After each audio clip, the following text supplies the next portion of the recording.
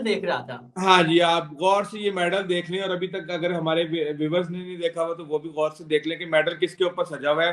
कहने को इनका नाम महविश हयात है, और इनके हवाले से एक कंट्रोवर्सी आज से नहीं, मुझे 2 साल पहले पता चला था कि इनके बड़े अच्छे ताल्लुकात हैं आईएसए वाले भाईजान के साथ, और उन्हीं की सिफारिश पे इनको ये तमगा इम्तियाज और जो भी इसको कहते हैं, जो सदर साहब देते हैं हर जो साल जो हमारे। आर्मी चीफ बनने का ख्वाब देख रहे थे, आप उनकी तरफ इशारा कर रहे हैं। ये ऐसे इशारे, आप पता नहीं क्या बदकिस्मती है उनकी के सारे इशारे उनकी तरफ ही जा रहे हैं। तो उन्होंने ये मेडल वगैरह दिलवाया था। और आप इस मुल्क की बदनसीबी देखें कि आर्टिस्ट के नाम पे जब दिया जा, हो सकता है मैंने सुना है महविश हयात के ठुमके बहुत मशहूर हैं, लेकिन मैंने कभी देखे नहीं। तो इसलिए मैं उनकी परफॉर्मेंस, उनके टैलेंट के ऊपर तो नहीं कह सकता, और मेरे ख्याल से मुझे भी इससे ज्यादा उनके ऊपर कोई तनकीद भी नहीं करनी चाहिए, क्योंकि मैं कुछ चश्मदीद गवाह तो नहीं।